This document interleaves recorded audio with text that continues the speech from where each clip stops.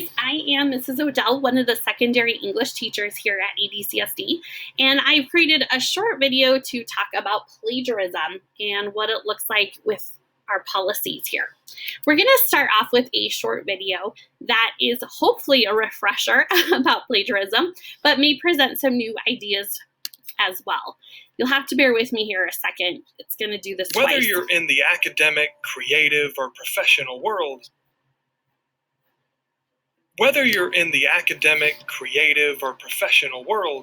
plagiarism is all too common. But what is it exactly? According to the Oxford Dictionary, plagiarism is the practice of taking someone else's work or ideas and passing them off as one's own. Let's say you're writing something for the company newsletter, and you find a great article online that's full of useful information. So you take several parts of that article, change a few words around, and submit it without giving credit to the original author. That's plagiarism, and it can lead to serious consequences. In school, taking credit for someone else's work could mean you fail an assignment or class, or face disciplinary action. In the workplace, it could result in damage to your reputation, legal repercussions, or even losing your job.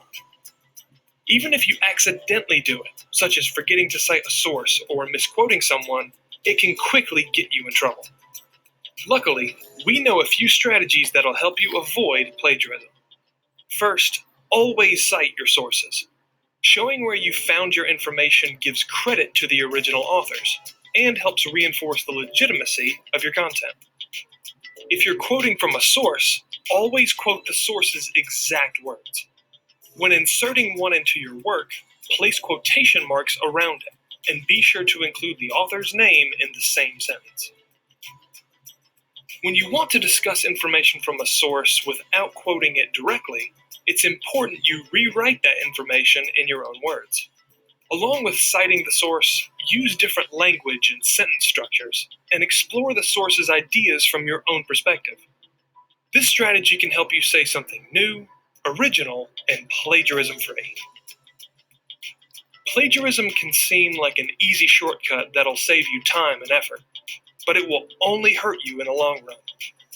Be clear and upfront about where you get your information, and you'll be free to create original content you can be proud of.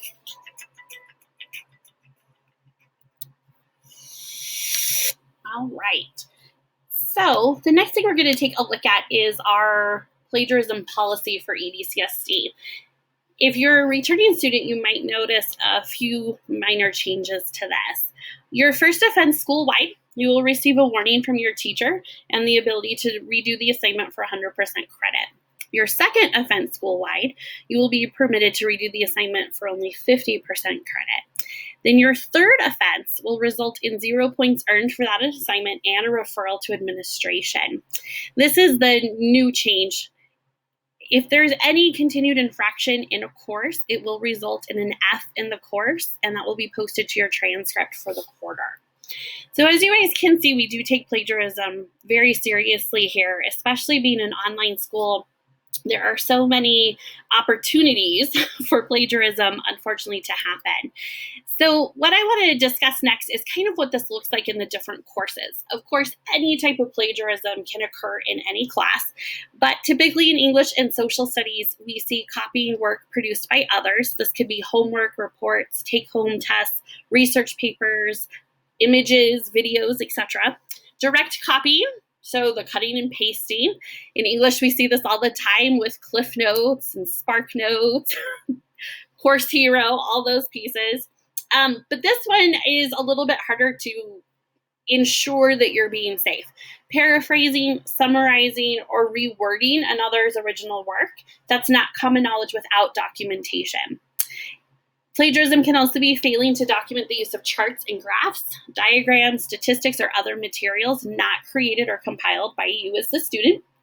Working together on an independent assignment and submitting individual copies of that same assignment and pretending it's your own individual work. And then fabricating data in any way or falsifying the results of an experiment or inquiry process. So as you can imagine, you might see that a lot in science class as well as English and social studies. Math and science, using websites or apps for test and quiz answers is another example of plagiarism, or to help solve homework problems, and then forgetting to cite or provide credit for sources used. So a lot of the sites we see used quite often are Brainly, Course Hero, Math Homework Help, Just Answer, Math Picks, etc. There is a plethora of these out there, but please make sure you are taking the time to do your own work. Here's this nice little graphic as a friendly reminder too. Are you using your own words? Yes. Using your own ideas? Yes. Then you are all good.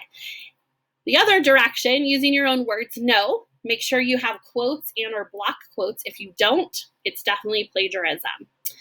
Using your own ideas, using full citations. Again, if you are failing to put those sources in those citations, then it is considered plagiarism. Please be aware that we do have several different programs that help us spot plagiarism. I know the temptation is very easy out there working online, but we want to make sure that you are getting credit for your own work and you are having a successful school year. Please feel free to reach out to any of us teachers at any time.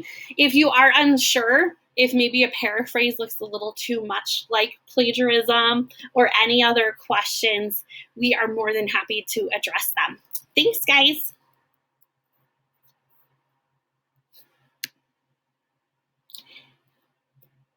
And just to model great behavior, here are my sources used for the video.